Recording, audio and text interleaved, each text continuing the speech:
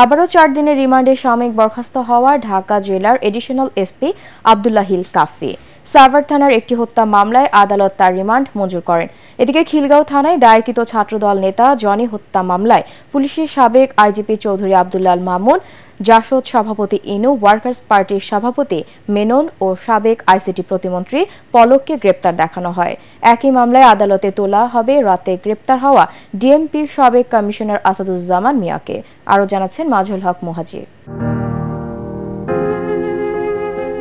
আন্দোলন চলাকালে সাভারের আশুলিয়ায় এই লাশ পোড়ানোর দৃশ্যে তোলপাড় গোটা দেশ, যার প্রধান মাস্টারমাইন্ড বলা হয় ঢাকা জেলার অতিরিক্ত পুলিশ সুপার আব্দুল্লাহ হিল কাফিকে।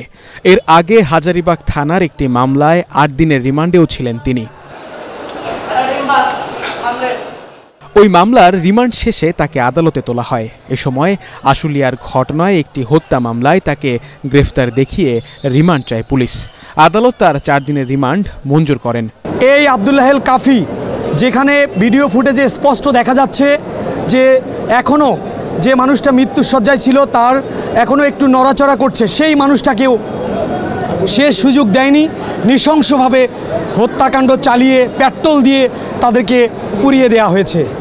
এই আসামির বিরুদ্ধে বিজ্ঞ আদালতের রিমান্ড শুনানিকালে আজকে যে রিমান্ড চাওয়া হয়েছিল 7 দিনের, বিজ্ঞ আদালত রাষ্ট্রপক্ষের বক্তব্য শুনে ঘটনার প্রেক্ষিতে যে বর্ণনা, ভিডিও ফুটেজের যে পর্যালোচনা এবং আমাদের যে দরখাস্ত সাবমিশন ছিল, সার্বিক বিষয় বিবেচনা নিয়ে বিজ্ঞ আদালত সন্তুষ্ট হয়ে এই আসামির বিরুদ্ধে 4 দিনের রিমান্ড মঞ্জুর করেন।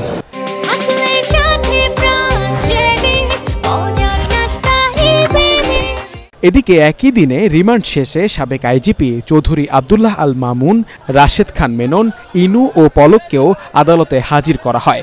পরে তাদের কয়েকটি মামলায় গ্রেফতার দেখানো হলেও রিমান্ড না দিয়ে কারাগারে পাঠানোর নির্দেশ দেন আদালত। এই আসামিরা যদি জামিন মুক্তি পায় তাহলে দেশে বিশৃঙ্খলা সৃষ্টি করবে, অশান্তি সৃষ্টি করবে। জনগণ যে একটি শান্তিতে এখন বসবাস করছে, জনগণের মুখে যে একটা হাসি আজকে ফুটে উঠেছে, এর বিরুদ্ধে তারা কাজ করবে। অতএব তারা একটা গণশত্রু এবং জনশত্রু, এদেরকে মুক্তি দেওয়া ঠিক হবে না। তাদের জামিন দরখাস্ত নামঞ্জুর করা হোক। বিজ্ঞ আদালত উভয় পক্ষের শুনানির পরে তাদের জামিন নামঞ্জুর করে জেল হাজতে প্রেরণ করে। আসামি পক্ষের আইনজীবীরা জানান, এসব রিমান্ডের কোনো যৌক্তিকতা নেই। বারবার যদি একজন আসামিকে রিমান্ড চাওয়া হয়, বারবার যদি সোনেরেস্ট করা হয়, বারবার যদি আমাদের মামলায় গ্রেপ্তার দেখানো হয়, সেটা হচ্ছে কনস্টিটিউশন বিরোধী, সংবিধান বিরোধী এবং কি মানবতা বিরোধী। এদিকে রাজধানীর মহাখালী থেকে গ্রেপ্তার হওয়া ডিএমপির সাবেক কমিশনার আসাদুজ্জামান মিয়াকে আনা হয় আদালতে। 9.5 বছর আগে খিলগাঁও থানার ছাত্রদল নেতা জনি হত্যা মামলায় গত 3 সেপ্টেম্বর জনির বাবা ইয়াকুব মামলা করলে তাকে গ্রেপ্তার করে র্যাব। মাজহারুল হক মুহাজির, এটিএন বাংলা, ঢাকা।